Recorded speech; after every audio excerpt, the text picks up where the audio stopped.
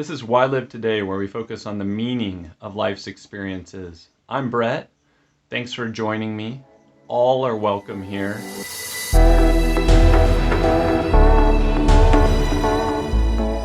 Basically, we tend to not ask why about the things that happen in our lives. We tend to check out, settle, or quit here above ground. Mole back here says, below ground, you gotta dig. It takes work. So Mole's here to keep me on point, to keep me honest and real, and also to lighten things up with this subject on freedom from addiction and loneliness. That's our first series. It's fitting that I'm coming to you from this unfinished garage because we're all works in progress. And I want to be real.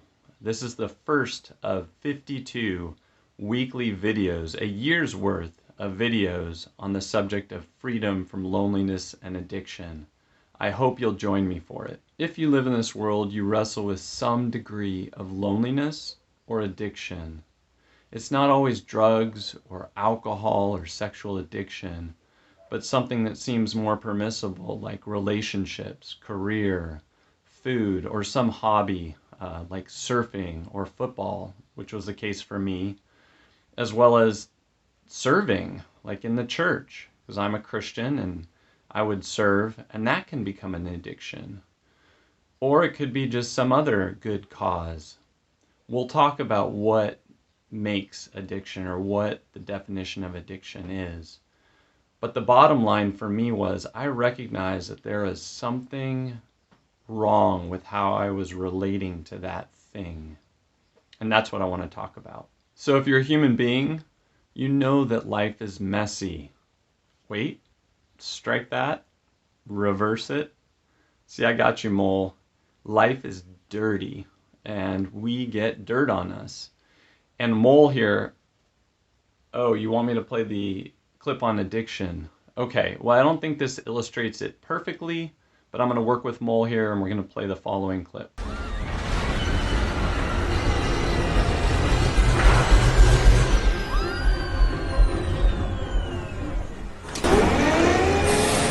Behold the Underminer! I'm always beneath you, but nothing is beneath me! No, Mole, the Underminer is not the hero here. Inspiring, at least. He represents the bad heart problem that is going on with the addiction and the loneliness that's going on in our lives. Okay, Mole, touche. He says underneath those bad addictions or heart level problems is something good. And we're going to get there. So he's got a point. This toolbox back here represents my life. I'll be unearthing moments from my own life that will help you live free from addiction and loneliness. So how can I be helpful? Well, how can we be helpful? Mole's an obvious one. He's been underground, in the dark, obsessed with digging for earthworms his whole life. In all seriousness, after 18 years of struggling with sexual addiction, I've experienced years of freedom, not perfection, but freedom. I just want to give back by sharing parts of my story to help you on your journey. I'm just one blind person. I'm going to get there here, Mole. We are just two blind creatures in a desert showing other people where we found water and how to drink it. You're welcome, Mole. Oh, point taken. He's not blind, just poor eyesight. But that also, yes, heightens his senses as well. And he wants to make another point. So this toolbox behind me, full disclosure, is actually a metaphor, but I'm not the handy one. My wife is the handy one in this family. I just want to blow up that stereotype of men and women right now. Well, that ought to do it.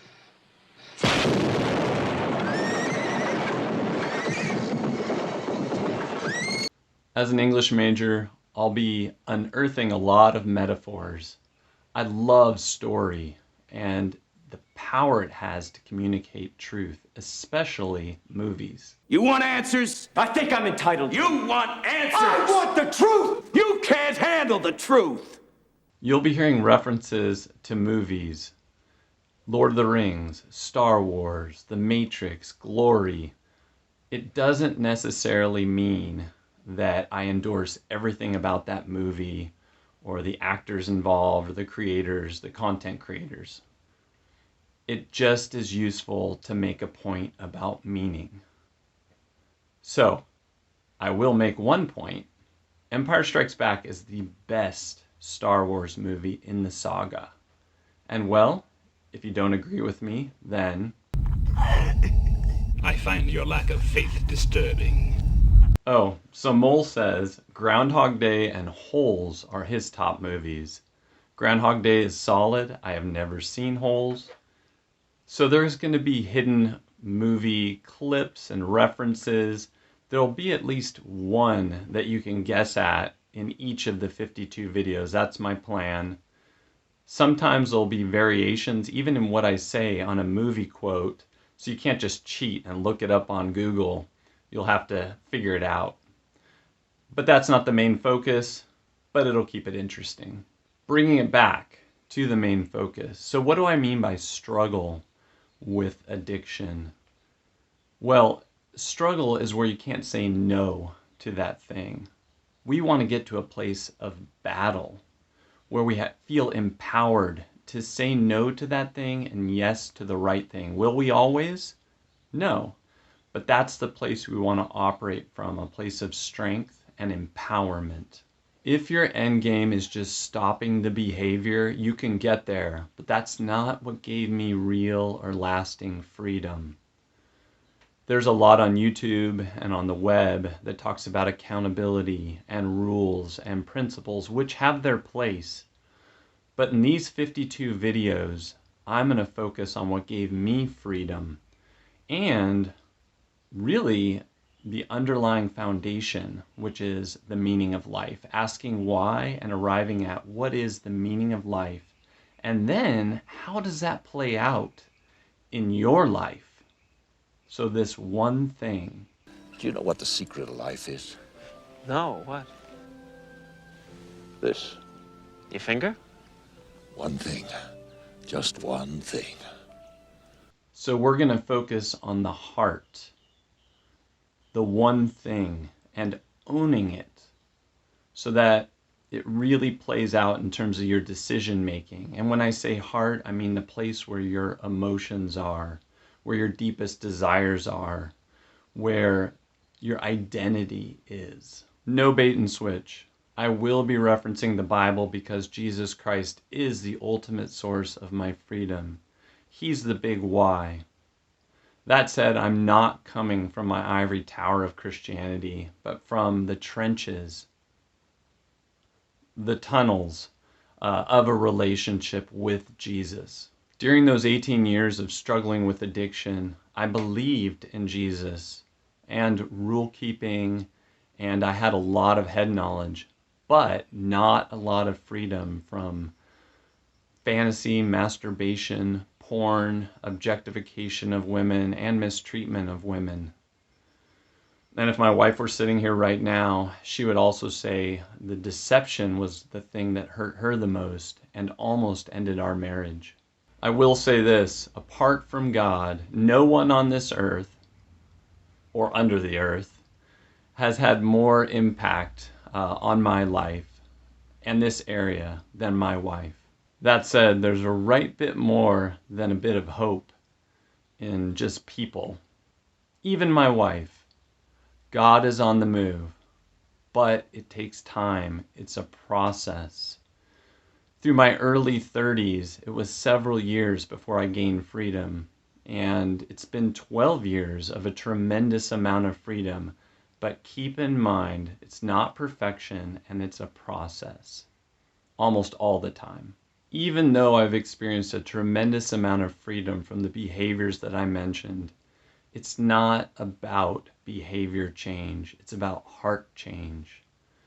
And over the 52 videos that we're going to discuss this subject, we're going to move beyond addiction, move beyond loneliness to bigger and better things. So be hopeful. Also keep in mind, do not compare. Comparison is death. There's a story in the Bible where Jesus talks to one of his followers, Peter, who says, well, what about that guy over there? And he's referring to another follower named John. And Jesus says, don't worry about that. Don't focus on that. Just follow me. Your journey is your journey, and keep that the focus. No judging, no comparison. Finally, I've been in the trenches with men since 2007 in this area of sexual addiction, and just addiction in general and loneliness. I've also facilitated Into the Light groups, which is based on 1 John chapter 1, verse 7 in the Bible, as well as facilitating Surfing for God groups based on my favorite book, and in my opinion, the best book on the subject of addiction and loneliness as well, Surfing for God by Michael Cusick. There's an important, and I feel like a really helpful study guide. It's not included with the book, but I'll include a link to that study guide in the description. Any other references, including the hidden reference you'll have to dig for, is included in the description as well below if you want to check it out. You're right, Mole. It does take time. You're going to have to dig, and it's a process. So the question is, where do we start? You had that eye of the tiger, man, the edge. And now you got to get it back. And the way to get it back is to go back to the beginning. You know what I mean? So do you know the big why of your life? And even if you think you do, I thought I did for those 18 years. I encourage you to check out the next video in the series and begin to go through them. There's a great exercise about determining the big why of your life. And it's even good to revisit this exercise on a daily basis. So here's the simple request of God. Help us today, God. Help us to break the chains of loneliness and addiction in our lives and in the lives of others, to help them too. So if you like this video, if you think it could be helpful to someone else, click the like button, subscribe, drop a comment, some feedback to help make these videos, this channel, and the website better. Thanks for joining me in this journey. Remember, don't forget to focus on the meaning of life's experiences and keep asking why. Keep digging. Until next time.